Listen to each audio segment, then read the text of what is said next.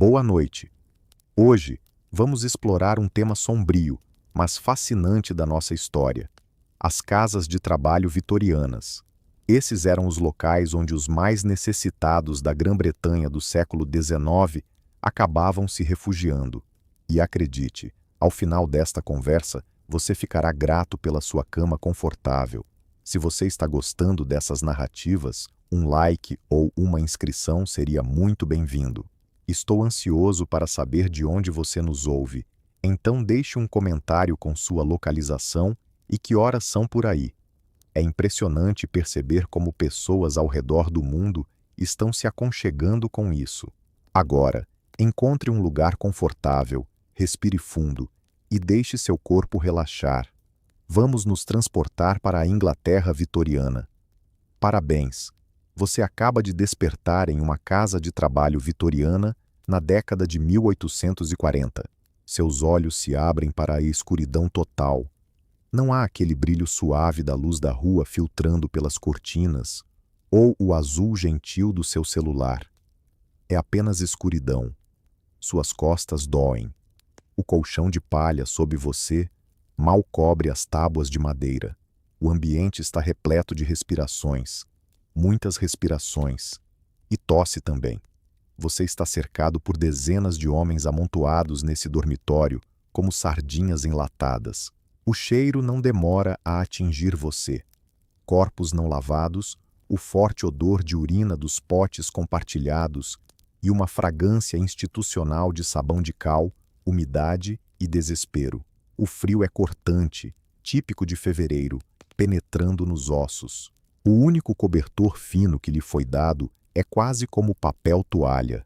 Você se encolhe mais, tentando preservar seu calor, evitando tocar no desconhecido ao seu lado.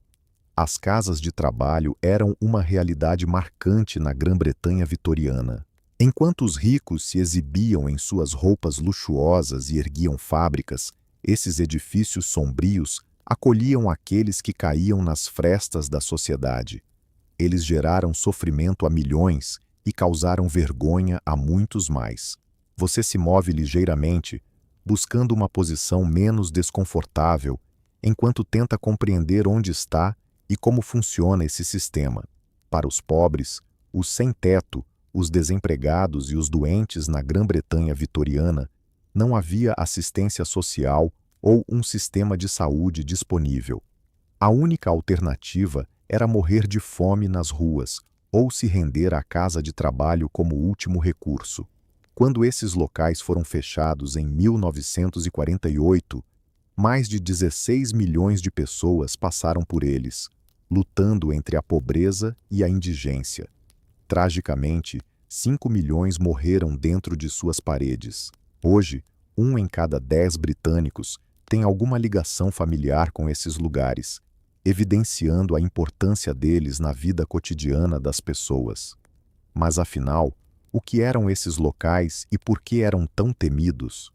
O teto acima de você é alto e impessoal. Em algum momento, um sino soará, anunciando o início de um novo dia. Você quase consegue sentir a aproximação desse som, como animais que pressentem um terremoto. O sistema das casas de trabalho teve início em 1834, como uma solução que o governo considerava inteligente para o aumento da pobreza.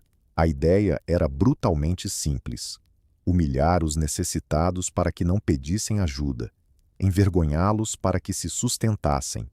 Na escuridão silenciosa, você ouve alguém a algumas camas de distância murmurando em seu sono sobre seus filhos. Mais tarde, você descobre que ele não os vê há 3 semanas, desde que todos foram separados ao entrarem neste lugar. Ele para a ala dos homens, sua esposa para a das mulheres e seus filhos para os dormitórios infantis. Famílias despedaçadas tornaram-se uma prática comum. A separação das pessoas estava no centro do funcionamento dos albergues. Crianças afastadas de seus pais, esposas distantes de seus maridos. As autoridades acreditavam que, ao manter diferentes grupos de pobres isolados, poderiam conter o que consideravam a influência prejudicial da pobreza e evitar a propagação do que chamavam de comportamentos inadequados. Você começa a perceber agora. Isso não é apenas um abrigo para os pobres, é uma prisão pelo crime de ser pobre. Os primeiros sinais da manhã começam a surgir pelas pequenas janelas altas. O dormitório se revela em tons de cinza, estrados de ferro organizados com precisão militar, homens de todas as idades encolhidos sob cobertores finos e iguais. Alguns são idosos, outros apenas adolescentes que já passaram dos 14 anos e estão na ala dos homens. Alguns claramente doentes, respirando com dificuldade. Os próprios edifícios foram projetados para julgar as pessoas, fazendo-as sentir-se mal por estarem ali, aterrorizando os outros para que não quisessem acabar nesse lugar. Esses ambientes foram feitos para serem assustadores, para que qualquer um fizesse o possível para evitá-los. Todo o sistema era intencionalmente cruel. Quando Oliver Twist, em sua famosa frase, pediu mais uma colherada de mingau, recebeu uma pancada na cabeça. Charles Dickens não inventou a brutalidade da vida nos albergues.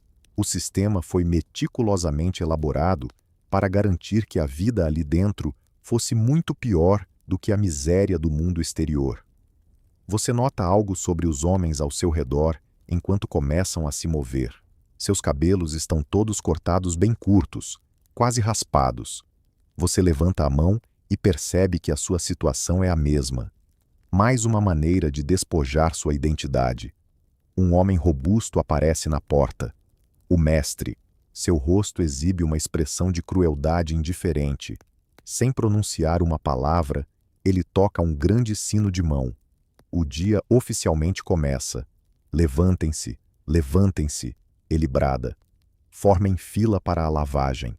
Quem não estiver vestido e pronto em 10 minutos, ficará sem café da manhã. A repentina agitação é impressionante. Dezenas de homens se apressam de suas camas, buscando os uniformes idênticos pendurados em ganchos.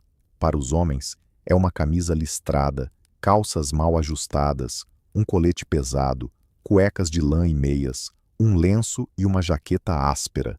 O tecido áspero raspa contra sua pele já irritada e marcada do dia anterior. Você se junta à fila desajeitada em direção ao lavatório. Água fria, toalhas compartilhadas, a indignidade de tudo isso projetada para destruir seu espírito, para lembrá-lo de que você não é mais uma pessoa.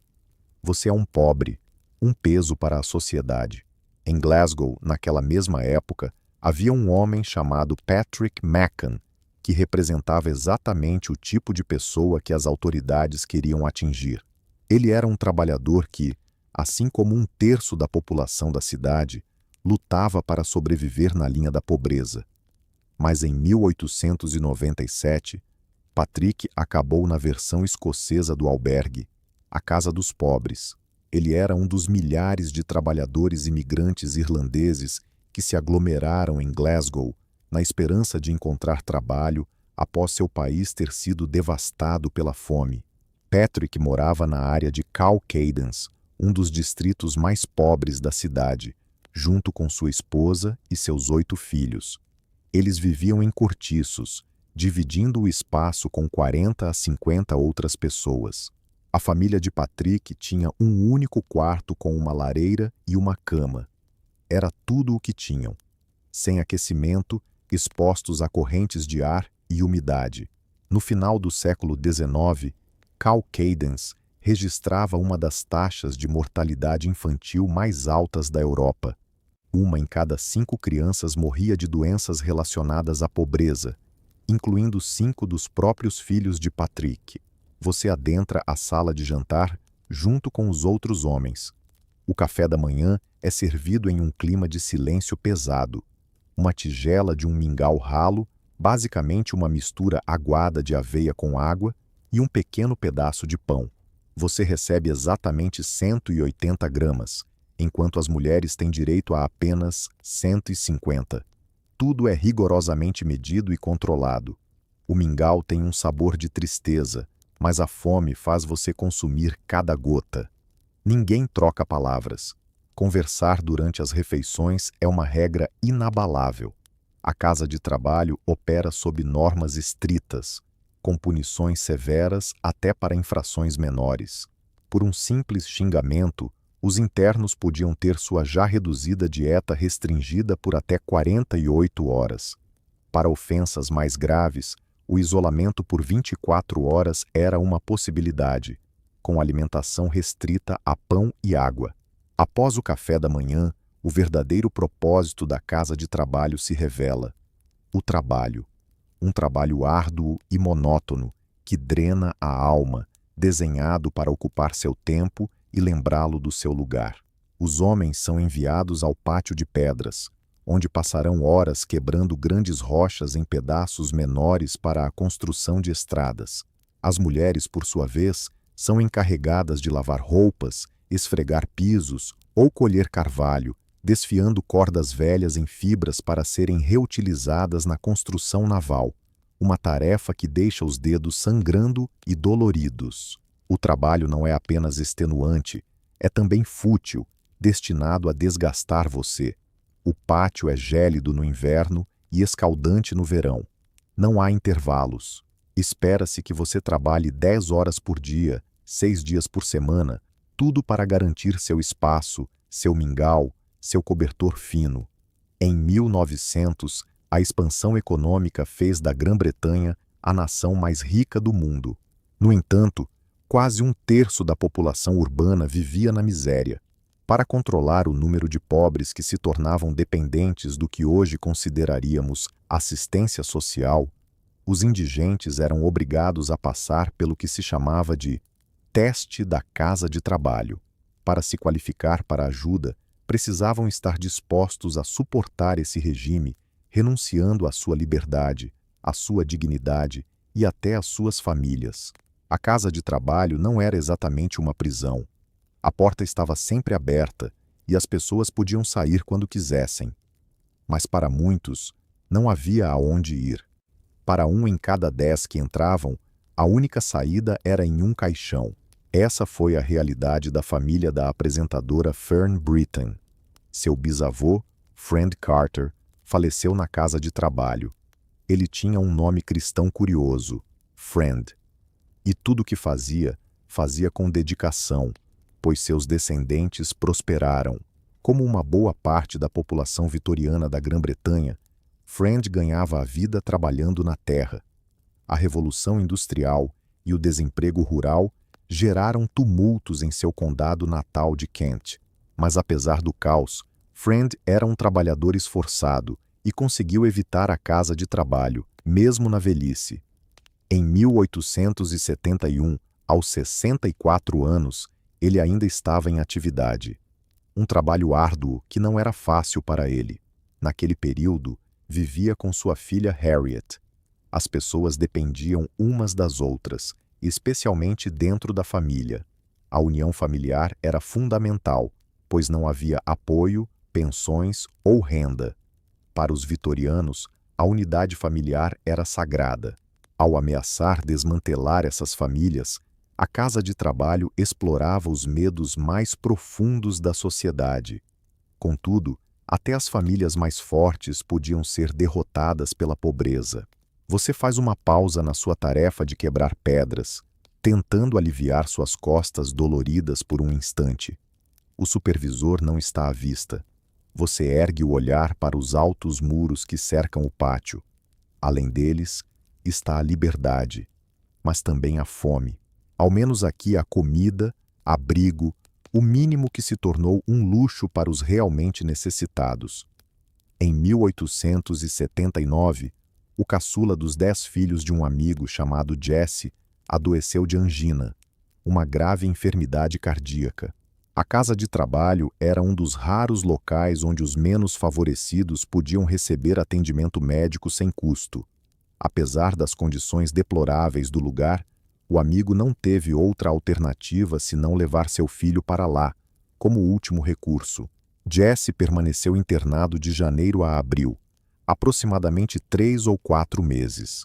Sua saúde se deteriorou tanto que foi transferido para um hospital em Londres.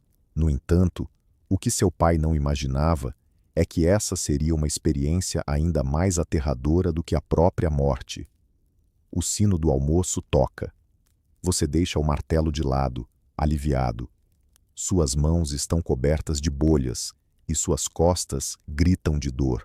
Você se junta aos outros homens no refeitório para mais uma refeição silenciosa. Hoje, o cardápio é uma sopa rala com alguns vegetais boiando. Aos domingos, espera-se uma pequena porção de carne, mas não hoje. O pão está duro, mas você agradece por cada migalha. As casas de trabalho surgiram no século XVII, mas foram os vitorianos que as transformaram em um pilar de estratégia nacional de bem-estar. Em seu auge, havia 700 casas de trabalho na Inglaterra, abrigando mais de 250 mil pessoas. Cada uma era administrada por um mestre e uma matrona, e as maiores comportavam mais de 1000 internos ao mesmo tempo. Eram como pequenas e miseráveis cidades dedicadas aos pobres. Enquanto você aguarda na fila, suas pernas doem, seus pés se mexem levemente, tentando encontrar uma posição mais confortável. Um homem próximo a você observa com um olhar vazio. Há quanto tempo ele está ali? Semanas? Anos? Dentro dessas paredes, o tempo parece ter perdido todo o sentido. Charlie Chaplin chegou à casa de trabalho de Lambeth ainda criança, acompanhado de sua mãe, Hannah, e de seu meio-irmão, Sidney. Quando Charlie tinha apenas 9 anos, seu pai, um alcoólatra, abandonou a família. Em julho de 1898, ele e sua mãe acabaram na casa de trabalho de Lambeth, onde foram imediatamente separados. Hannah foi levada para a enfermaria feminina de um lado do prédio, enquanto os meninos foram direcionados para a ala infantil do outro lado. Essa separação imediata era parte do funcionamento do sistema. Uma semana após a chegada, Charlie e Sidney tiveram a oportunidade de se encontrar com a mãe. Charlie se recordou desse encontro em sua autobiografia, descrevendo a intensa tristeza daquele primeiro dia de visita. O choque de ver a mãe entrar na sala de visitas vestida com as roupas da casa de trabalho pareceu-lhe tão triste e envergonhada. Em apenas uma semana, ela parecia mais velha e emagrecida, mas seu rosto se iluminou ao vê-los. Charlie e Sidney desabaram em lágrimas, o que levou Hannah a chorar também. Com o tempo, ela conseguiu se recompor, e os três se sentaram juntos, com as mãos no colo, enquanto ela os acariciava gentilmente. Hannah sorriu para suas cabeças raspadas e os consolou, prometendo que logo estariam todos juntos novamente. Contudo, esse momento de reencontro foi breve. Após apenas 8 dias, Charlie e Sidney foram enviados para uma escola em Porpa, nos arredores de Londres, deixando Hannah sozinha na casa de trabalho. Uma semana ou 2 depois, Hannah foi parar na enfermaria com o que foi descrito como dermatite e hematomas pelo corpo. Ela havia sido vítima de agressões, embora não estivesse claro se isso ocorreu por parte da equipe ou de outros internos. O fato é que ela sofreu algum tipo de abuso físico. Na enfermaria da casa de trabalho, suas feridas foram limpas e tratadas, e para aliviar sua dor, foi-lhe administrado o ópio. Hannah passou cerca de 9 dias na enfermaria, e após alguns meses, foi transferida da casa de trabalho para o asilo lunático de Cane Hill. 7 semanas após sua entrada na casa de trabalho, ela se viu em um asilo, um lugar ainda mais cruel do que aquele onde havia começado. Embora a punição física fosse oficialmente proibida, na prática, os abusos eram frequentes, e isso tornava a casa de trabalho uma instituição temida.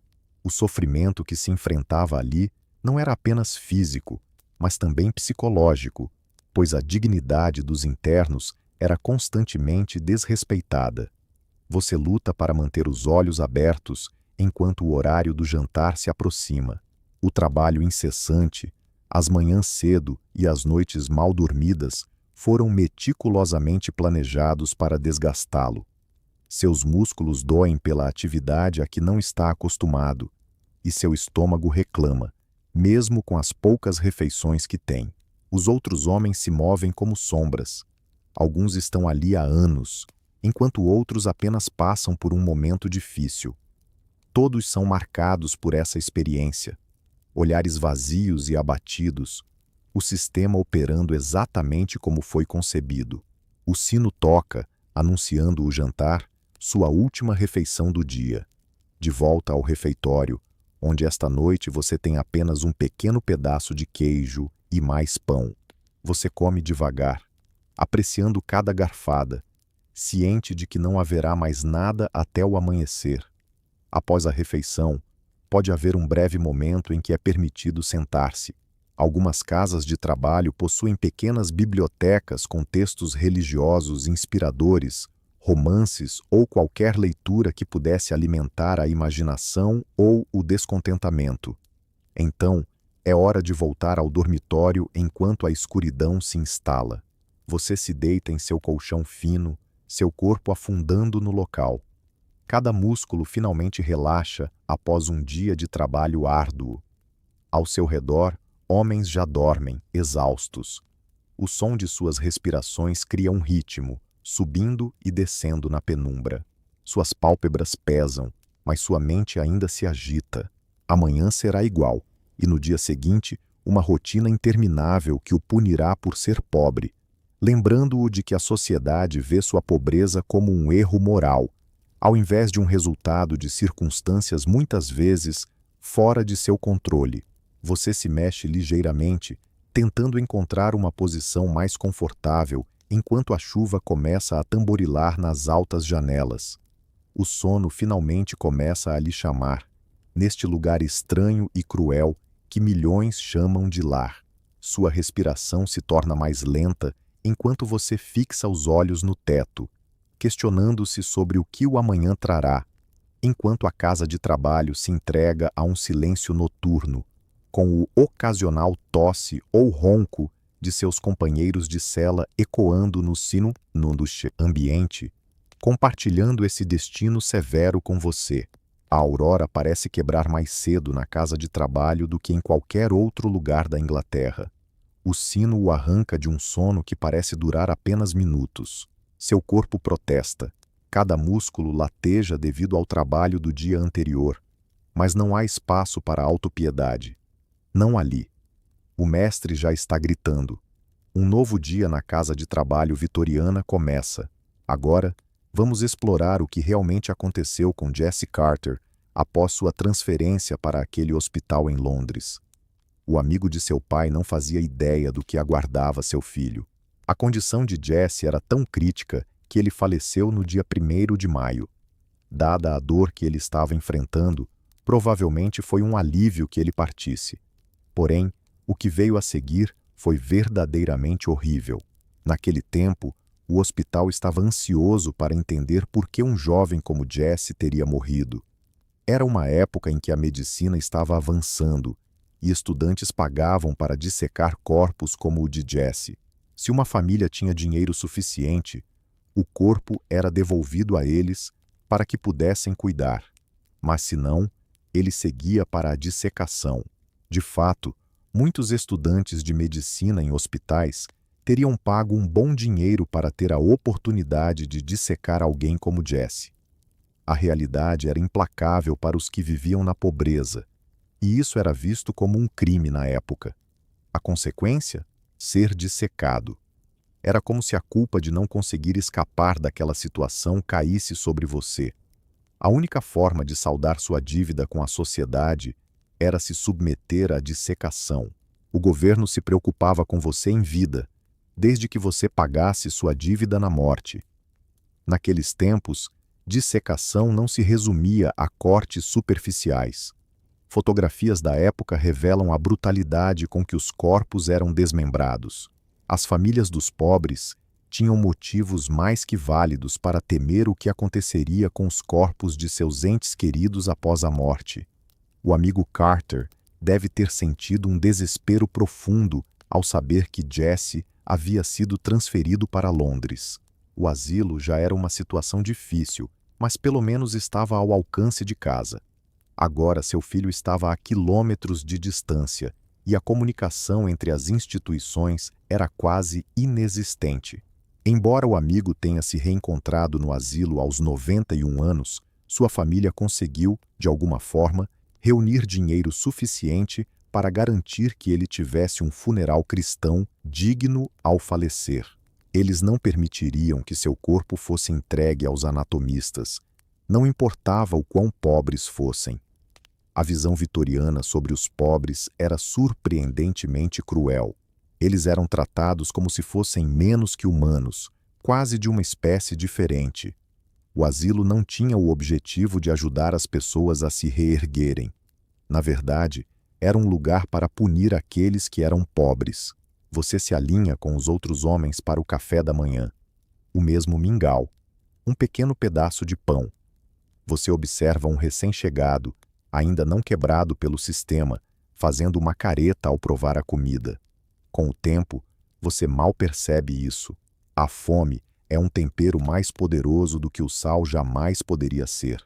Após o café da manhã, você é levado de volta ao trabalho. O dia se desenrola à sua frente, sem fim e vazio. Vamos explorar o que tornava a alimentação no asilo tão horrenda. O café da manhã geralmente consistia em mingau ou papinha, ambos feitos de água e aveia. O caldo servido era basicamente a água utilizada para ferver a carne do jantar, às vezes com algumas cebolas ou nabos jogados. O almoço variava, mas em vários dias da semana não passava de pão e queijo. Em dias melhores, poderia haver uma pequena porção de carne cozida, batatas ou uma simples sobremesa doce, sem molho ou tempero. A comida era propositalmente sem sabor e escassa, apenas o suficiente para mantê-lo vivo e trabalhando, nunca o bastante para satisfazer, e muito menos para desfrutar. Para os idosos ou doentes, um chá poderia ser oferecido, muitas vezes sem leite, junto com uma pequena quantidade de manteiga no café da manhã. As regras do asilo paroquial de São João em Hackney, na década de 1750, estabeleciam uma ração diária de 7 onças de carne, quando desossada, para cada adulto, além de 2 onças de manteiga, 4 onças de queijo, 1 quilo de pão e 3 pintas de cerveja. Sim, eles realmente distribuíam cerveja. A cerveja leve era consumida amplamente por adultos e crianças, tanto pelo sabor quanto como uma alternativa à água, que frequentemente estava contaminada. Muitos asilos até produziam sua própria cerveja, contando até com uma casa de cerveja para esse fim. Agora voltemos a Charlie Chaplin. Ele e seu irmão Sidney foram enviados a uma escola para crianças pobres, bem distante da vida que conheciam. Charlie fazia parte de um grupo de mais de 800 alunos da Escola Industrial de Hanwell.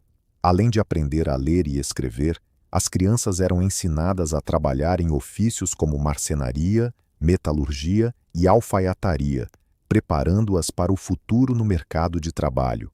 A educação, apesar de tudo, não era completamente horrível. Eles eram ensinados a nadar, correr, pular, fazer acrobacias e pular corda. O esporte tinha um papel fundamental em suas vidas, o que pode ajudar a entender por que Charlie se tornou tão ativo em sua carreira posterior. Em seus filmes, ele era seu próprio dublê, dominando a arte de andar na corda bamba, patinar e a técnica de cair e rolar. Muitas dessas habilidades provavelmente vieram do tempo que passou na escola. No entanto, a educação não se resumia apenas ao bem-estar físico. A escola também se preocupava com a disciplina moral. O ginásio funcionava como um local de punição, onde as penalidades incluíam racionamento de comida, surras regulares e até mesmo o confinamento em uma cela sem janelas por até 24 horas. Toda quinta-feira, os nomes das crianças que se comportaram mal eram anunciados no pátio e, na sexta-feira, elas enfrentavam as consequências. Apenas os meninos eram levados para o ginásio, alinhados para a punição, enquanto as meninas ficavam de fora. Somente os meninos com mais de 7 anos eram submetidos a isso. Charlie, em uma ocasião, se meteu em problemas por algo que não havia feito. Acusado de incendiar o bloco dos banheiros, ele, nervoso e movido por uma força inexplicável, gritou: "Culpado!" Mais tarde, ele refletiu: "Não senti ressentimento nem injustiça, mas uma emoção assustadora de aventura enquanto me levavam para a mesa e recebia 3 golpes. A dor era tão intensa que me deixou sem fôlego, mas não gritei. Paralisado pela dor e levado ao colchão para me recuperar, sentia-me triunfante de maneira violenta." Sua neta, mais tarde, percebeu que, como atriz, ela entendia a alegria de ter todos os olhares voltados para você enquanto recebia a punição, controlando suas emoções e sentindo-se vitoriosa. Ela acreditava que Charlie aprendeu valiosas lições de disciplina na escola, especialmente sobre como se tornar mais forte e independente. Após essas experiências, ele deve ter percebido que poderia superar qualquer desafio. Charlie pegou essa resiliência e a transformou em sucesso. Em 1913, mudou-se para Hollywood, onde converteu suas memórias de pobreza em ouro cinematográfico com sua icônica persona, o Pequeno. Apenas 2 anos depois, aos 26 anos, ele ganhava o equivalente a $8 milhões por ano, tornando-se uma das pessoas mais bem pagas do mundo. No entanto, Charlie nunca se esqueceu de sua mãe. Em 1921, ele resgatou Hannah do asilo, proporcionando a ela os últimos 7 anos de vida em luxo na Califórnia, longe da dura realidade de sua infância.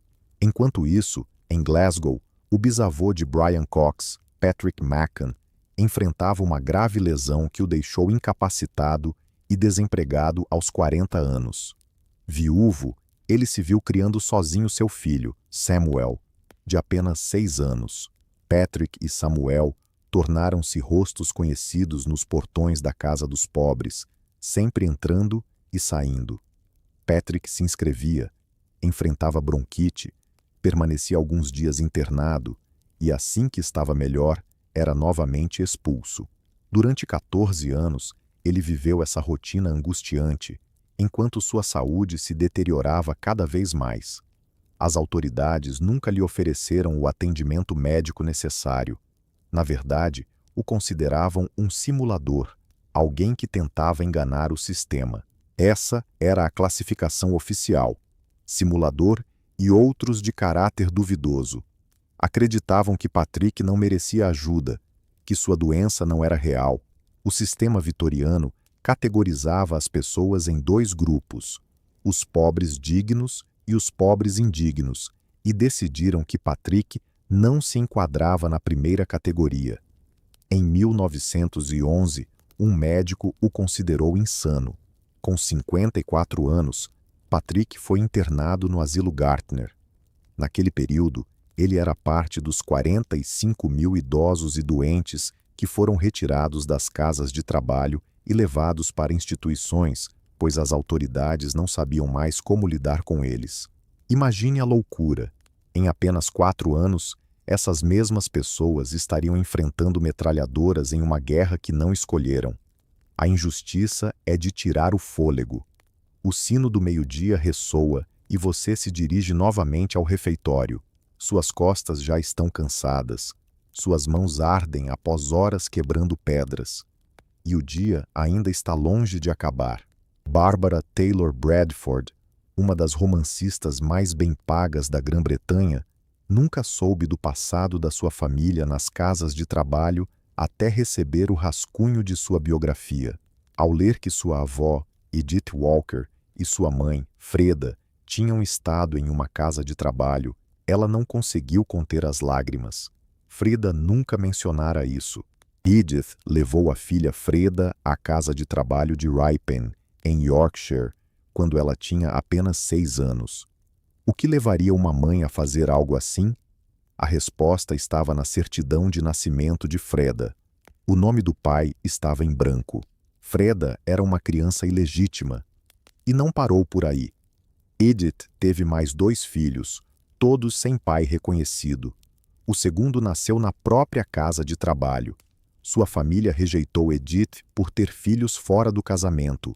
Anualmente, mais de 7.000 nascimentos ilegítimos ocorriam nas casas de trabalho em todo o país, à medida que essas instituições se tornavam refúgios para os pobres em busca de cuidados médicos gratuitos.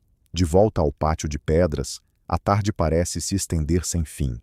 O som repetitivo do martelo ressoando na pedra preenche o ar. O seu estômago ainda reclama, mesmo após o almoço. O trabalho é propositalmente monótono e cansativo. Mais tarde, você nota um tumulto perto do portão. Uma mulher aparece com 2 crianças pequenas, seus rostos sujos e molhados de lágrimas. Novas chegadas. Você observa enquanto são separadas na entrada. A mãe é levada para a ala feminina, enquanto as crianças seguem para o dormitório infantil. Lembra-se do seu primeiro dia, da humilhação no processo de admissão, quando tiraram tudo de você, suas roupas, seus pertences, sua dignidade, sua família, o banho supervisionado, o exame médico e, por fim, o uniforme que te rotula como um pobre. A vida na casa de trabalho seguia uma rotina rigorosa, marcada por sinos. Um dia típico começava às 5 ou 6 da manhã, dependendo da estação. O trabalho se iniciava após o café da manhã e se estendia até a refeição do meio-dia, reiniciando até o jantar às 6. Oração era feita antes das refeições. Até às 8, a maioria dos internos já estava na cama. As mulheres cuidavam da lavanderia, um trabalho árduo que envolvia carregar e esfregar lençóis e roupas molhadas, além de torcê-los à mão e pendurá-los para secar. Elas também cozinhavam, limpavam e costuravam para a instituição. Os homens frequentemente quebravam pedras, trituravam ossos para fertilizante, moíam milho ou cortavam madeira. O trabalho era intencionalmente maçante e cansativo. Crianças a partir de 7 anos eram obrigadas a trabalhar várias horas por dia, além de receberem uma educação básica. Os meninos podiam trabalhar nos jardins ou nas fazendas associadas às casas de trabalho rurais, enquanto as meninas eram preparadas para serviços domésticos. Em 1900, o bisavô do ator Brian Cox, Patrick McCann, finalmente se reuniu com seus 3 filhos em Dundee. Desafiando todas as previsões, eles conseguiram se reunir novamente como família, após anos separados pelo sistema de casas de trabalho. Patrick teve até a chance de conhecer sua neta de apenas 2 anos. O sol começa a se pôr lá fora. O pátio de pedras vai se esvaziando enquanto os homens retornam para a refeição final do dia. A cada passo, seu corpo parece mais pesado. A rotina monótona já começa a te consumir, mesmo após apenas 2 dias. No refeitório, o silêncio predomina mais uma vez. As mesmas mesas de madeira, os mesmos pratos de lata, as mesmas porções escassas. Os rostos ao redor revelam diferentes níveis de aceitação. Alguns estão ali há anos, enquanto outros são apenas visitantes temporários em tempos difíceis. Todos trazem consigo a marca desse lugar, um sistema concebido para aniquilar seu espírito. Após o jantar, um breve momento livre surge. Alguns se dedicam a ler Bíblias desgastadas em um canto, enquanto outros apenas observam o ambiente. As conversas são escassas e sussurradas. A interação excessiva é desencorajada. Então, o sino toca, anunciando a hora de dormir. De volta ao dormitório, de volta ao colchão fino e ao único cobertor, de volta aos sons e odores de muitos corpos em um espaço apertado. Você se deita. Cada músculo do seu corpo solta um suspiro de alívio. O trabalho árduo tem seu lado bom. Traz o sono rapidamente, mesmo com todo o desconforto. Ao seu redor, os homens já começam a roncar. Amanhã será igual. E no dia seguinte, e no próximo. Uma rotina interminável, criada para punir você pelo simples fato de ser pobre. A casa de trabalho não é apenas um local, é uma condenação. Seus olhos se tornam pesados enquanto você fixa o olhar no teto alto. Seu corpo se afunda mais no colchão fino, buscando aqueles pequenos pontos de conforto onde pode. A dor nos músculos vai se dissipando à medida que você se acomoda mais na cama. Um bocejo escapa e você se mexe levemente, se ajustando enquanto os sons noturnos da casa de trabalho criam um ritmo peculiar, quase acolhedor ao seu redor. É seu terceiro dia na casa de trabalho e você começa a captar o compasso do lugar. O sino, o arrastar para o café da manhã, o trabalho extenuante, as refeições magras, o silêncio imposto e a cama cedo. Repetir até quando? Até que consiga um trabalho fora. Ou até morrer. Para muitos, não há um plano de saída. Agora, vamos falar sobre o que aconteceu com as mulheres nas casas de trabalho. A experiência delas, muitas vezes, era ainda mais cruel do que a dos homens, especialmente se eram mães solteiras. A bisavó de Felicity Kendall, Mary Little, teve pouca escolha a não ser ir para a casa de trabalho após transgredir o rígido código moral da sociedade vitoriana. Mary casou-se com John Little em 1880 e juntos criaram 9 filhos durante 18 anos de matrimônio. Mas em 1898, aos 41 anos, Mary deu à luz um 10º filho, Albert, e tudo mudou. O problema é que o bebê não era do marido, e a certidão de nascimento não continha o nome do pai. Albert era considerado ilegítimo. Mary engravidou de um caso extraconjugal, e seu marido John a expulsou. Assim, Mary se juntou a milhares de outras mulheres desacreditadas, forçadas a dar à luz na casa de trabalho devido ao estigma da ilegitimidade. Algumas dessas casas tinham até uniformes especiais, listrados em amarelo e preto, projetados para envergonhá-las e alertar os outros a mantê-las afastadas. Albert era uma das 7.000 crianças ilegítimas nascidas anualmente nas casas de trabalho, e essas crianças teriam que carregar para sempre o peso de iniciar a vida no patamar mais baixo da sociedade. Contudo, logo após o nascimento de Albert, Mary conseguiu escapar da casa de trabalho e arranjar um emprego como empregada na High Force Ford. Ela e o pequeno Albert dividiam o diminuto dormitório do sótão com mais 5 funcionários. Embora apertado, aquele espaço devia soar como um refúgio em comparação à casa de trabalho. Mas esse refúgio seria efêmero. Pouco após o 3º aniversário de Albert, uma batida ressoou na porta. Funcionários do governo chegaram para realizar o censo de 1901. No formulário, Mary foi inicialmente listada como casada, mas logo isso foi riscado e trocado por viúva. Ela tentava se apresentar como viúva para justificar a solidão ao lado da criança. Essa pequena farsa poderia ter sido sua condenação, pois sabemos que, em algum momento após 1901, ela retornou à casa de trabalho. Aquela letra M no censo pode ter desencadeado tudo isso. Em 1901, a rainha Vitória faleceu, dando início à era eduardiana. A casa de trabalho vitoriana se tornara uma instituição com uma fama nefasta. Ex-prisioneiros, como os egressos daquela casa, enfrentavam preconceito e desconfiança ao tentarem reconstruir suas vidas. Você faz uma pausa na árdua tarefa de quebrar pedras, aliviando suas costas fatigadas. O supervisor observa, mas permanece em silêncio. Ele sabe que você ainda é novo, tentando se adaptar ao ritmo implacável. O homem ao seu lado parece estar ali há anos. Suas mãos estão calejadas, e seu rosto, marcado pelo tempo, parece muito mais velho do que realmente é. Ele não levanta o olhar, focado em sua rotina metódica de esmagar rochas, como se houvesse esquecido que existe outra forma de viver. Do outro lado do pátio, você avista a área de exercícios das mulheres. Elas andam em círculos, vestindo vestidos idênticos e sem forma. Conversas são proibidas, restando apenas o ciclo interminável do pátio. Entre elas, uma jovem se destaca, com um olhar perdido. Mais tarde, você descobre que ela está solteira e grávida. A casa de trabalho é seu único destino. Após o retorno de Mary à casa de trabalho, algo ainda mais grave ocorreu. As autoridades decidiram separar Albert dela. Em 1902, com apenas 4 anos, os guardiões da casa de trabalho recomendaram que ele ficasse sob custódia até completar 18 anos.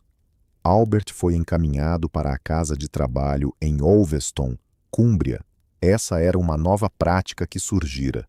O Conselho de Guardiões tinha autorização para adotar crianças que considerassem estar em perigo, incluindo aquelas cujos pais haviam falecido, estavam encarcerados ou eram vistos como de moral questionável. Mary foi marcada por esse estigma. O ideal vitoriano ditava que, se uma mulher tinha um filho fora do casamento ou fruto de adultério, a responsabilidade pelo pecado recaía sobre ela. Em Ulverston, Albert foi acomodado em um setor especial para crianças, separado dos adultos, incluindo sua mãe. 12 meses após ser acolhido, Mary fez um pedido aos guardiões para tentar recuperar Albert, mas sua solicitação foi negada. Ela não poderia ter seu filho de volta, pois havia perdido todos os direitos sobre ele. Albert, nesse momento, estava prestes a completar 5 anos. As autoridades impediram Mary de vê-lo novamente. Ela se mudou para outra casa de trabalho, desaparecendo da vida dele. Albert permaneceu na casa de trabalho de Ulverston até seus 16 anos. Sem família conhecida para acolhê-lo, ele se deparou com a difícil escolha do que fazer a partir daí. O estigma associado à casa de trabalho limitava suas oportunidades de emprego no mundo exterior. Assim, em 1915, ele seguiu o caminho de milhares de outros meninos da casa de trabalho e se alistou no exército. Você se junta à fila para o almoço.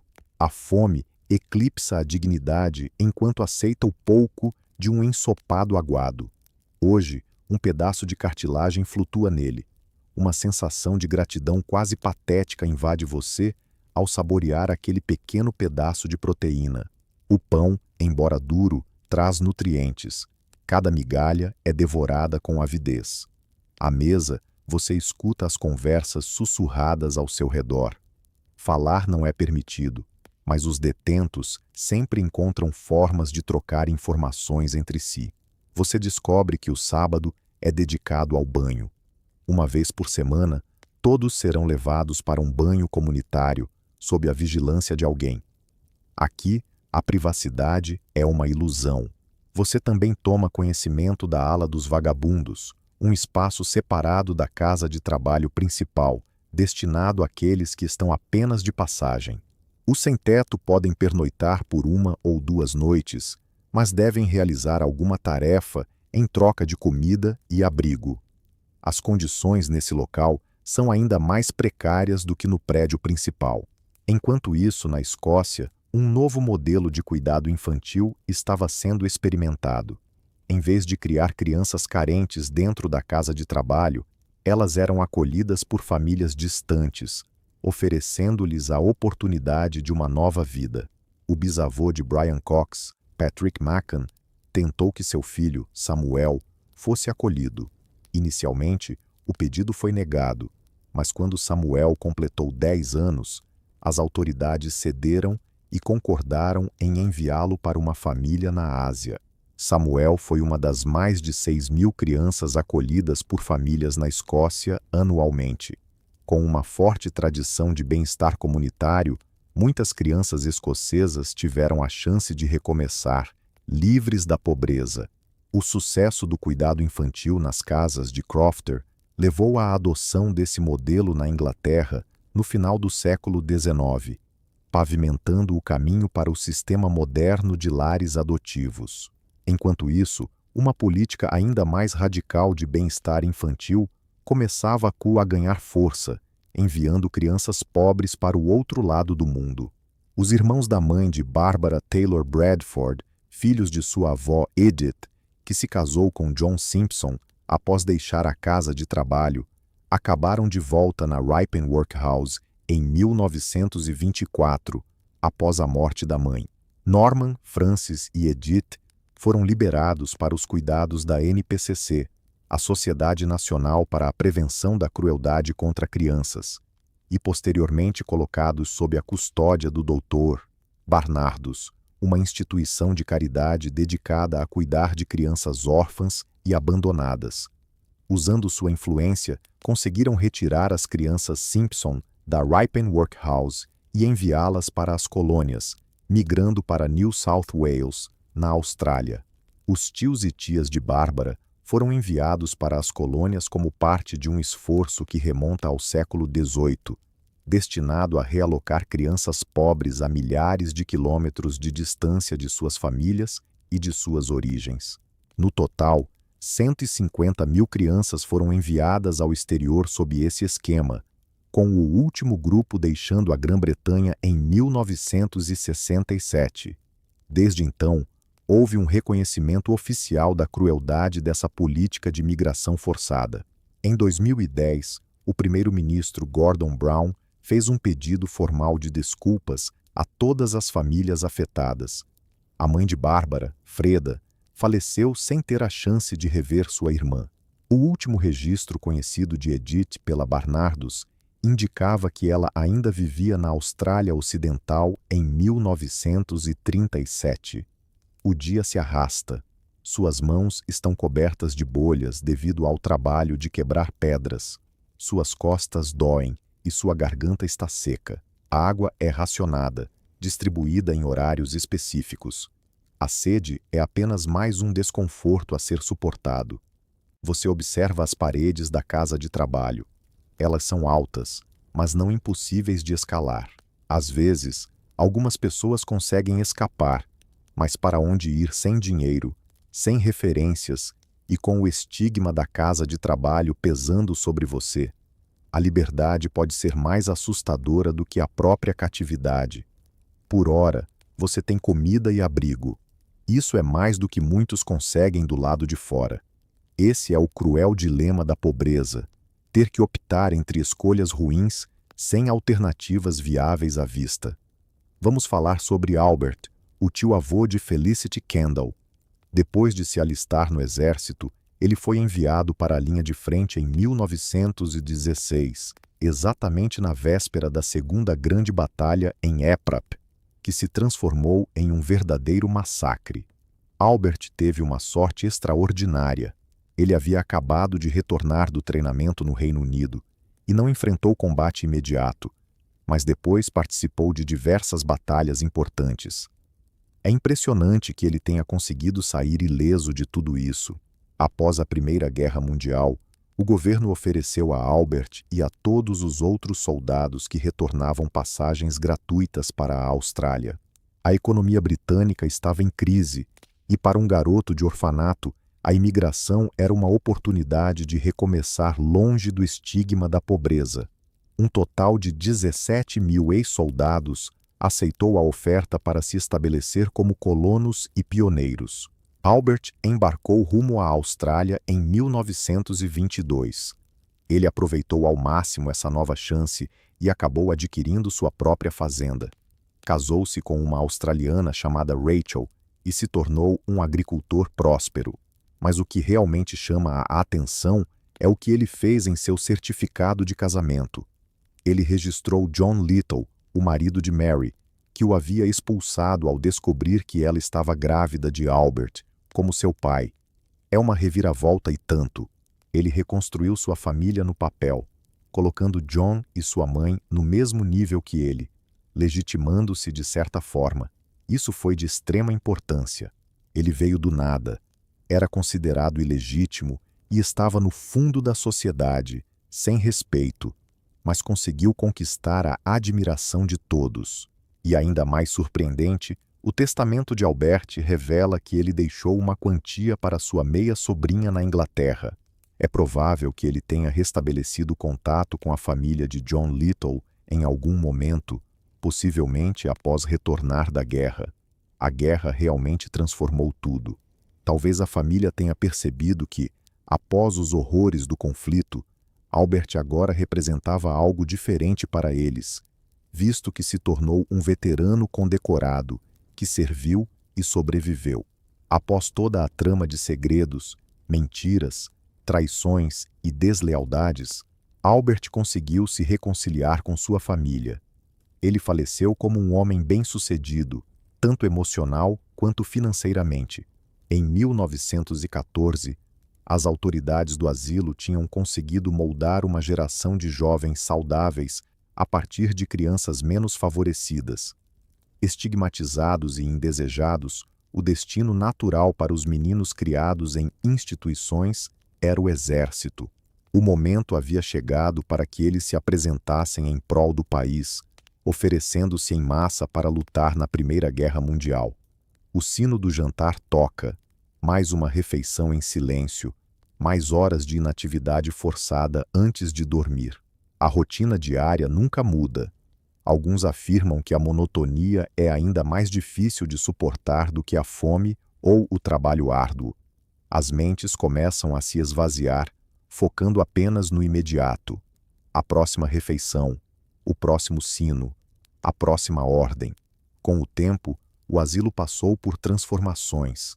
Ao invés de abrigar os mais saudáveis para o trabalho, tornou-se um refúgio para os idosos e doentes. À medida que o século XIX chegava ao fim, as atitudes da sociedade começaram a mudar. Cada vez mais pessoas se opunham à crueldade do sistema. Em 1929, uma nova legislação foi aprovada, permitindo que as autoridades locais transformassem os asilos em hospitais.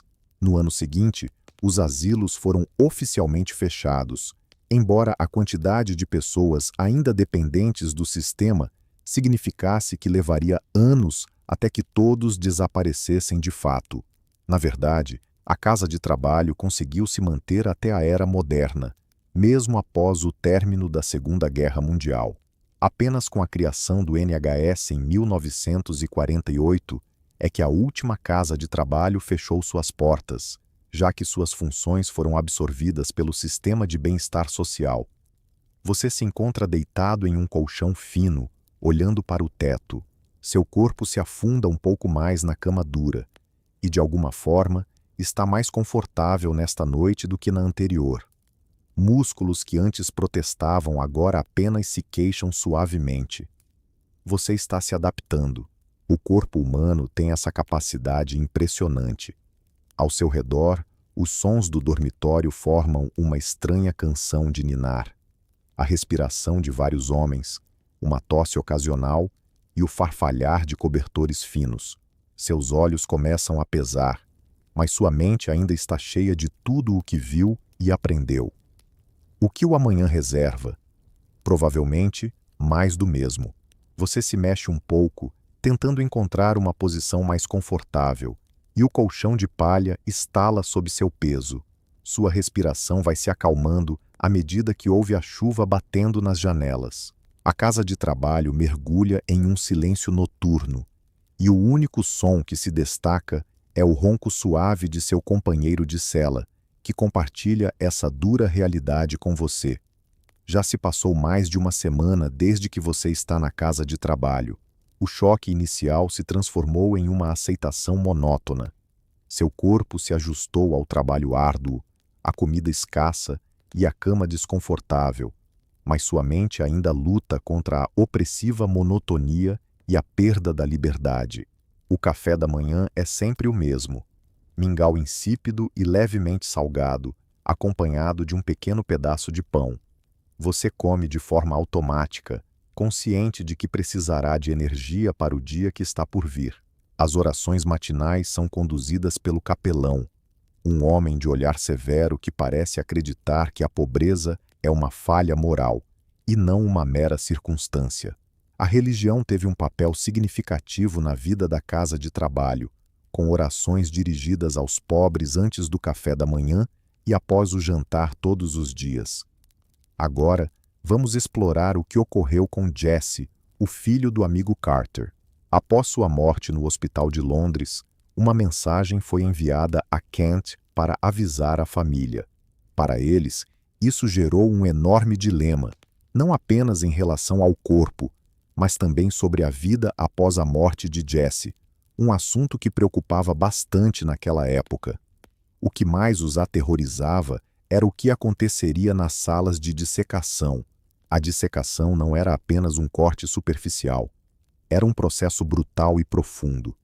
E tudo isso era legal, devido à Lei de Anatomia de 1832, que essencialmente afirmava que, por conta do crime da pobreza, você poderia ser dissecado. O sistema da casa de trabalho cuidaria de você em vida, desde que pagasse sua dívida social na morte.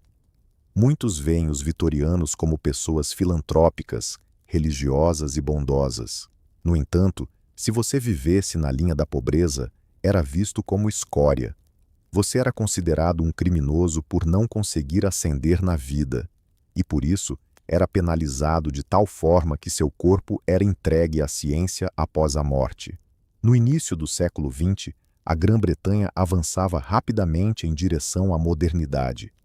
Carros começaram a aparecer nas ruas, o telefone se tornava comum, e as primeiras máquinas de raios-x eram instaladas nos hospitais privados de Londres. A casa de trabalho também passava por mudanças. A qualidade da comida, educação e saúde dentro dela já era melhor do que as condições que um pobre poderia esperar do lado de fora. Porém, mesmo com essas melhorias, os internos da casa de trabalho continuavam marcados pelo estigma do fracasso. Hoje, você foi designado para uma nova tarefa: trabalhar no jardim de vegetais. É um alívio deixar para trás o pátio de pedra. O chão está úmido pela chuva recente e há uma sensação gratificante em plantar sementes, mesmo que não traga benefício pessoal. Aqui, o supervisor é mais flexível, permitindo conversas ocasionais enquanto todos seguem com suas tarefas. Ao seu lado, um interno mais experiente, chamado Thomas, demonstra como espaçar corretamente as mudas. Ele está na casa de trabalho há 3 anos. Thomas perdeu a esposa, seus filhos se afastaram e, aos 65 anos, é improvável que encontre um novo emprego. A casa de trabalho se tornou sua única alternativa. Pelo menos terei um enterro digno, ele murmura. Estou economizando, tenho um fundo para isso, não quero acabar na mesa de dissecção. Suas palavras ecoam a realidade que aguarda muitos que falecem aqui. Não apenas a morte, mas uma indignidade final. Parece que, mesmo na morte, os pobres não conseguem escapar do julgamento. Vamos falar sobre a avó de Barbara Taylor Bradford, Edith Walker. Quando Freda, a mãe de Barbara, tinha apenas 6 anos, Edith a levou para a casa de trabalho de Ripon. Mais tarde, Edith teve mais 2 filhos fora do casamento dentro da instituição. No dia 15 de outubro de 1910, ela e seus filhos ilegítimos deixaram a casa de trabalho. Na mesma data, todos se dirigiram à Catedral de Ripon, onde Edith se casou com John Simpson. Essa parecia uma conclusão feliz, mas a realidade era bem diferente. Em 1924, Edith já havia falecido e seus filhos com John, Norman, Francis e Edith foram admitidos na casa de trabalho de Ripon. Eles haviam sido abandonados pelo pai, John Simpson, que estava cumprindo uma pena de 3 meses por negligência. Freda, já adulta, casada e trabalhando como enfermeira em Leeds, soube que seus irmãos foram enviados para a Austrália e entrou em contato com o Dr. Barnardo para saber sobre sua irmã mais nova, a pequena Edith. Freda escreveu: "Gostaria de saber se você pode me fornecer alguma informação sobre minha irmã mais nova, Edith Simpson. Ela foi levada para uma de suas casas quando era bem pequena, entre 5 e 7 anos. Barnardo respondeu que Edith havia ido para a Austrália em abril de 1928 com um de seus grupos, e que ela estava muito feliz e se adaptando bem. Freda sentiu um grande alívio ao saber que a pequena Edith estava viva e indo tão bem. Ela compartilhou: "Agora estou felizmente casada e tenho um lindo chalé em uma boa parte da cidade. Espero que me deixem trazer Edith para morar comigo, pois agora posso cuidar dela." Ela continuou: "Por favor, não me considere egoísta por querer tê-la agora, quando você cuidou dela, e a educou para ser uma boa menina. É apenas a saudade das minhas pessoas. Bernardo respondeu que não tinham como arcar com os custos de trazer Edith de volta para a Inglaterra, que ficariam entre 32 e 36. Freda e seu marido não tinham esse tipo de dinheiro. Freda faleceu sem nunca mais ver sua irmã.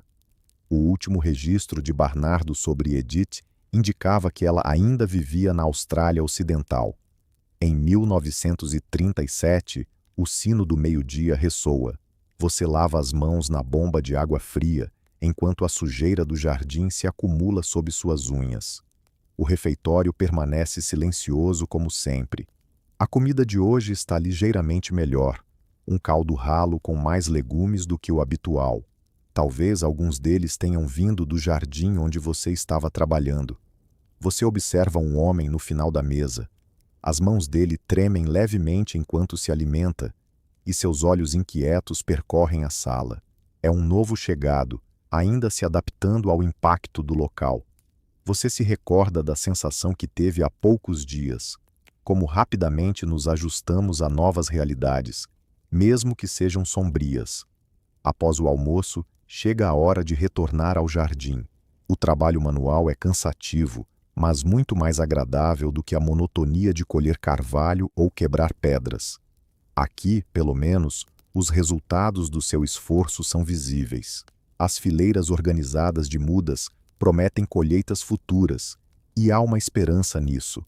Mesmo que você não esteja aqui para acompanhá-las enquanto crescem, vamos falar sobre a história de Hannah, a mãe de Charlie Chaplin. Ela foi internada em um manicômio após a separação de Charlie no Lambeth Workhouse. Charlie, por sua vez, foi enviado a uma escola para crianças carentes, distante da vida que conhecia. Contudo, é a resiliência de Charlie que brilha em sua trajetória. Em 1913, ele se mudou para Hollywood, onde transformou sua vivência de pobreza em ouro nas telonas, com a figura icônica de O Pequeno. Apenas 2 anos depois, aos 26 anos, ele já ganhava o equivalente a $8 milhões por ano, tornando-se uma das pessoas mais bem pagas do planeta. Ele cofundou a United Artists, que ainda é um dos estúdios mais renomados de Hollywood. No entanto, Charlie nunca esqueceu sua mãe e, em 1921, conseguiu libertar Hannah do manicômio. Ela passou seus últimos 7 anos desfrutando de uma vida de luxo na Califórnia, tão diferente do asilo. O sucesso de Charlie é singular, mas a determinação que ele demonstrou diante de tantas adversidades é algo que outros internos do asilo também possuíam. São pessoas que enfrentaram o sistema e deixaram um legado de coragem para as próximas gerações. A tarde avança. O sol, entre nuvens, surge de vez em quando, aquecendo suas costas enquanto você continua a trabalhar. É quase agradável se você conseguir esquecer onde está, mas os altos muros do asilo permanecem à vista, um lembrete incessante do seu confinamento. No início do século XX, os asilos estavam passando por mudanças. Cada vez mais eram utilizados pelos pobres em busca de cuidados médicos gratuitos, ao invés de simplesmente serem um castigo para a ociosidade. Surpreendentemente, o asilo sobreviveu bem até a Era Moderna, mesmo após a Segunda Guerra Mundial. Em 100 anos, abrigou mais de 16 milhões de pessoas atrapadas entre a pobreza e a miséria. Quando finalmente fechou em 1948, 5 milhões de pessoas haviam perdido a vida ali. A Era Vitoriana é frequentemente associada ao esplendor imperial e à Revolução Industrial, mas o asilo representava a parte obscura da sociedade, uma instituição que trouxe sofrimento a milhões e gerou vergonha para ainda mais. Hoje, 1 em cada 10 pessoas britânicas possui alguma conexão familiar com essa poderosa instituição. Entre as histórias tristes, também existem relatos de superação diante de desafios imensos.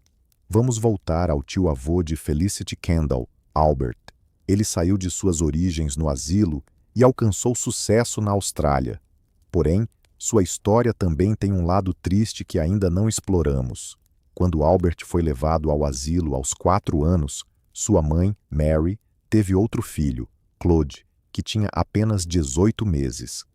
Infelizmente, Claude faleceu de diarreia, uma causa comum de morte infantil entre os mais pobres. Claude poderia ter sido o tio-avô de Felicity. Ele foi sepultado no cemitério de Ulverston.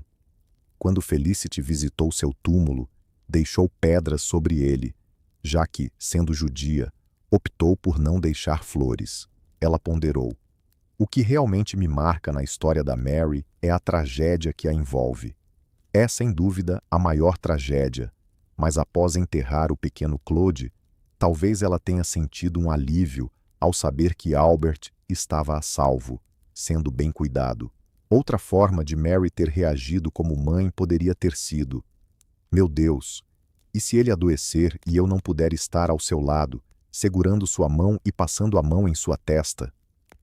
As autoridades impediram que Mary visse Albert novamente.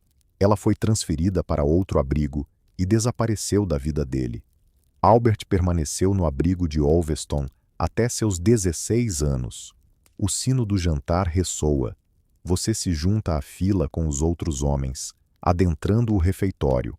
Suas roupas estão encharcadas de suor do trabalho árduo do dia. O jantar é o habitual pão com queijo. Às vezes, há um pouco de manteiga, mas não hoje. Após a refeição, há um breve intervalo antes das orações e do descanso. Alguns homens leem Bíblias ou jornais, se tiverem a sorte de conseguir um. Outros apenas permanecem sentados, olhando para o nada. A rotina interminável desgastou sua capacidade de se alegrar ou se interessar. Você começou a perceber os diferentes tipos de internos. Há os habituais, frequentemente idosos ou com deficiência, sem lugar para ir. Há os que vão e vêm, enfrentando tempos difíceis e partindo quando conseguem um emprego. E há os verdadeiramente desamparados, aqueles que perderam tudo e todos. Você é um dos que transitam entre esses mundos. Espera que essa fase seja passageira. Quando a primavera chegar, mais oportunidades de trabalho surgirão. Basta resistir até lá. Mas você já testemunhou como as pessoas podem se tornar institucionalizadas rapidamente, como a rotina implacável do abrigo pode desmoronar o espírito. Os pioneiros vitorianos viam a pobreza como um crime. No entanto, com o passar do século XX, crescia a consciência de que se tratava de um problema social que exigia mais compaixão. Nesse novo cenário, a ideia de um trabalhador dissuasor parecia cada vez mais ultrapassada. Com o tempo, muitas de suas funções foram transferidas para instituições especializadas, como escolas para os menos favorecidos e hospitais gratuitos para os necessitados, enquanto um novo modelo de assistência social começava a emergir. Em 1929, o abrigo foi oficialmente abolido por um ato do parlamento. Embora tenha levado quase 2 décadas para ser completamente encerrado com a criação do NHS em 1948, o último abrigo fechou suas portas, com suas funções remanescentes sendo integradas ao estado de bem-estar. Hoje, quase todos os vestígios físicos da instituição foram ocultados ou apagados, mas sua sombra ainda paira sobre milhões de vidas que foram impactadas pelos segredos familiares relacionados ao abrigo. O sino da hora de dormir toca. Mais um dia se foi. Mais um dia sobrevivido. Você retorna ao dormitório, onde o mesmo colchão fino e o mesmo cobertor áspero o aguardam. Seu corpo clama de dor pelo esforço do dia, mas é uma dor que traz satisfação. Ao contrário do trabalho de quebrar pedras, o cultivo no jardim parecia ter um propósito, um significado de alguma forma. Você se deita, sentindo os músculos relaxarem, enquanto se acomodam na cama dura ao seu redor. Os sons dos homens se ajeitando para a noite, tosses, suspiros, uma ocasional palavra murmurada. Do lado de fora, o vento se intensifica, batendo suavemente nas janelas. Sua mente vagueia para lembranças de casa, de liberdade. Você algum dia deixará este lugar ou seguirá o caminho de Thomas, resignando-se a passar seus dias aqui? A incerteza paira sobre você como uma nuvem densa. Você se remexe, buscando aquele ponto confortável e elusivo. Sua respiração naturalmente se torna mais tranquila enquanto o ambiente da casa de trabalho se ajusta ao seu redor. Seus membros, pesados pelo cansaço, sentem o peso da rotina, o toque da instituição, os sinos que marcam o dia, as refeições, o trabalho se tornaram parte de sua vida, quase como um abraço familiar com sua previsibilidade. Seus olhos se fecham lentamente enquanto observa as sombras no teto, projetadas pela única lâmpada a gás no corredor, que balança suavemente ao passar de alguém. Os dias se misturam na casa de trabalho. Já se foram 2 semanas. A rotina rigorosa se transformou em sua existência. O toque do sino ao amanhecer, o trabalho incessante, o silêncio imposto e as noites precoces. Você encontrou maneiras sutis de manter sua dignidade, mantendo seu uniforme sempre limpo, mantendo-se ereto apesar do desgaste, buscando o olhar do mestre ao ouvir suas ordens. Hoje é domingo, e isso significa que a presença na igreja é obrigatória. Ao menos, é uma pausa do labor físico. Você se senta em um banco de madeira duro, cercado por seus companheiros de infortúnio, todos em uniformes iguais. O sermão é previsível, repleto de lições sobre o valor do trabalho árduo, os pecados da preguiça e o dever cristão de aceitar o destino. Você observa os rostos de quem está aqui há mais tempo. Alguns parecem resignados, outros amargurados, e há aqueles que estão vazios de qualquer emoção. Será esse o seu futuro também? Ou você encontrará uma forma de escapar antes que este lugar consuma sua alma? Agora, vamos refletir sobre a evolução das casas de trabalho ao longo do tempo. No início do século XX, mudanças começaram a acontecer. O povo britânico começou a questionar se a pobreza era realmente uma falha moral ou um problema social. O tratamento brutal aos pobres passou a ser visto como desumano. Melhorias começaram a surgir. Novos edifícios, como enfermarias separadas, foram construídos. Enfermeiras treinadas passaram a ser contratadas. E a dieta teve algumas melhorias. As crianças receberam uma educação mais digna. Contudo, o estigma persistiu, mesmo com a melhoria das condições. Ser um prisioneiro da casa de trabalho ainda significava ser visto como o mais desprezível. As pessoas evitavam passar perto de uma casa de trabalho, como se a pobreza fosse contagiosa. Em 1942, uma menina chamada Alma Ska chegou à casa de trabalho de Ripon.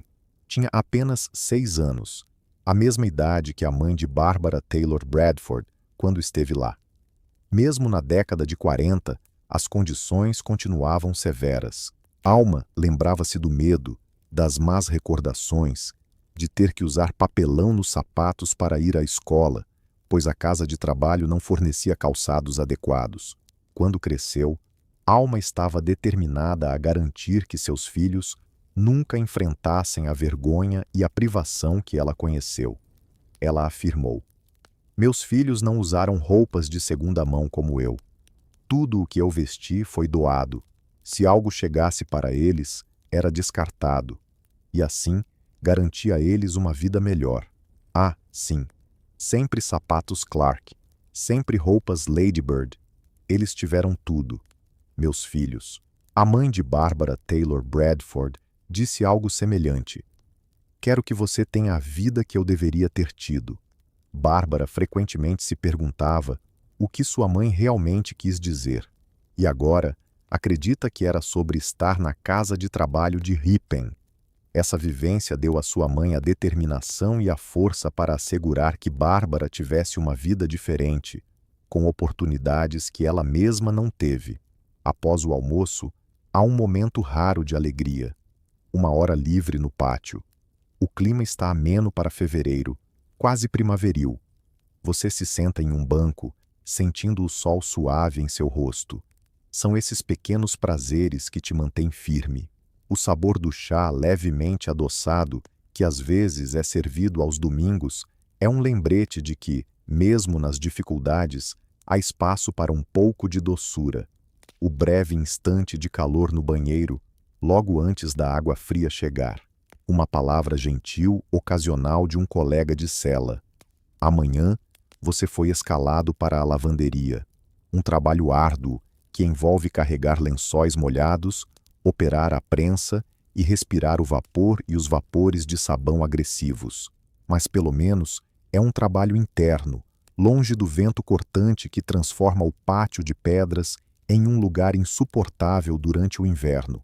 Em 1914, com a guerra se aproximando na Europa, o sistema de trabalho forçado havia realmente moldado uma geração de jovens saudáveis e aptos a partir de crianças mais pobres, frequentemente marginalizadas e indesejadas.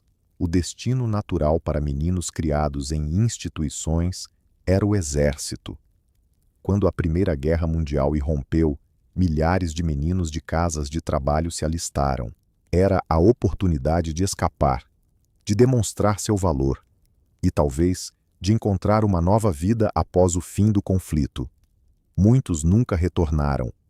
Aqueles que voltaram, no entanto, voltaram diferentes, alguns fisicamente, com membros perdidos ou pulmões danificados por gases, outros, mentalmente, lidando com o que era chamado de choque de granada na época.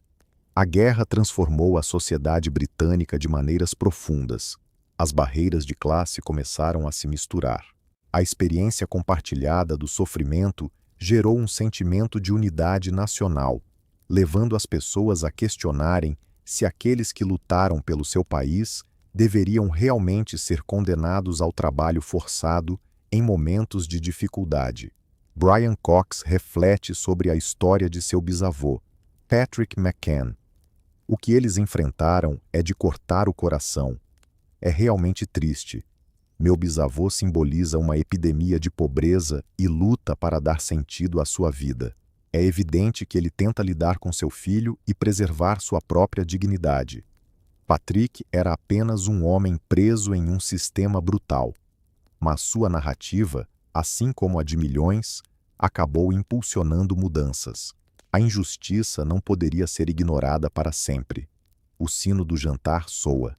Ao entrar na fila para a refeição noturna, você percebe uma nova chegada. Uma mulher idosa, provavelmente na casa dos 70 anos, sendo levada para a enfermaria feminina. Suas costas estão curvadas e seus passos são pequenos e hesitantes. Outra vida reduzida a isso. Mais uma pessoa para quem a casa de trabalho se tornou o último destino. A década de 1920 trouxe mais transformações.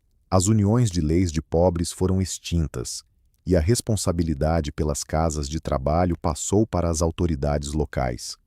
Muitas delas foram transformadas em hospitais ou lares para idosos. A linguagem também mudou. Não se falava mais em internos, mas em residentes ou pacientes. Uma pequena dignidade, mas que fez diferença. Então, veio a Grande Depressão. O desemprego disparou. Mais pessoas do que nunca necessitavam de apoio. O antigo sistema já não dava conta. Ficou claro que uma nova abordagem era imprescindível. A Segunda Guerra Mundial acelerou essas mudanças. O povo britânico enfrentou bombardeios, racionamento e perdas juntos. A ideia de que os pobres, os doentes e os idosos deveriam ser deixados à mercê do sistema de casas de trabalho parecia cada vez mais antiquada e cruel. Em 1948, com a criação do Serviço Nacional de Saúde, as últimas casas de trabalho finalmente foram fechadas. Os prédios foram reaproveitados como hospitais, lares de idosos ou simplesmente demolidos. Um capítulo sombrio da história social britânica chegava ao fim, mas o legado das casas de trabalho sobrevive nas memórias de quem as viveu, nas histórias familiares transmitidas de geração em geração e nas atitudes culturais em relação à pobreza que ainda persistem. Ao se preparar para dormir, você se pergunta qual será seu futuro. Encontrará trabalho quando a primavera chegar? Conseguirá escapar deste lugar antes que ele se torne seu lar definitivo? Você se unirá aos que não têm para onde ir, aqueles para quem a casa de trabalho se transforma em uma prisão e, ao mesmo tempo, em um abrigo? Ao se acomodar em seu colchão fino, você puxa o único cobertor até o queixo. O dormitório permanece em silêncio, exceto pelos tosse e roncos que ecoam. Amanhã será idêntico a hoje, e o dia seguinte não trará novidades. Essa rotina implacável vai desgastando a esperança, consumindo a identidade, até que só reste a luta pela sobrevivência.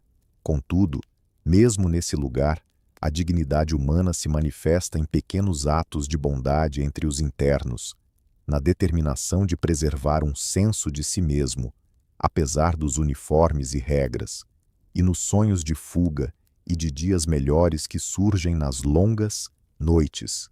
A história da casa de trabalho não é apenas uma narrativa de crueldade e desespero. É também uma crônica de resiliência, de pessoas como Charlie Chaplin, que passou de uma infância na casa de trabalho a se tornar uma estrela mundial, de indivíduos como Albert Little, que reergueu sua vida do outro lado do mundo, de mulheres como Frida Walker, que se esforçou para que sua filha nunca enfrentasse a vergonha e as dificuldades que ela conhecera. É a história de uma sociedade que lentamente começou a entender que a pobreza não é uma falha moral, mas um problema social que demanda compaixão ao invés de punição. Esse avanço foi dolorosamente lento, custando o sofrimento de milhões. Mas, finalmente, aconteceu. A casa de trabalho vitoriana permanece como um símbolo do quanto já avançamos, e talvez como um alerta de que, se não estivermos atentos, podemos facilmente voltar a enxergar os pobres como merecedores de seu destino. Você se mexe na cama, buscando uma posição um pouco mais confortável. Seu corpo, cansado do dia, anseia pelo descanso. Sua mente começa a deslizar em direção ao sono. A casa de trabalho respira ao seu redor, tornando-se uma entidade viva de pedra, regras e luta humana. Sua respiração se aprofunda, relaxando ainda mais no colchão. As tensões do dia começam a se dissipar. Mesmo nesse ambiente difícil, o sono oferece uma breve fuga. Algumas horas de liberdade em sonhos. Seus olhos se tornam pesados enquanto fitam o teto. A luz a gás no corredor projeta sombras dançantes sobre o reboco. O ritmo da sua respiração se torna mais lento, mais profundo, mais regular. Do lado de fora, o vento diminuiu. A casa de trabalho agora está silenciosa, com apenas o ocasional rangido do velho edifício se assentando e o distante som dos passos do vigia noturno em sua ronda. Seus membros se sentem pesados, agradavelmente pesados contra o colchão. Cada respiração o leva mais fundo na relaxação. Seus pensamentos se tornam menos nítidos, mais oníricos. Imagens do dia flutuam em sua mente. O solo do jardim sob seus dedos, o vapor da tigela de comida, a luz do sol no pátio, a linha entre a vigília e o sono se desfazendo. Sua consciência começa a se soltar, afastando-se dos desconfortos físicos da casa de trabalho. Por essas poucas horas, você é livre. Sua respiração agora é lenta e profunda. Seu corpo se entrega ao repouso.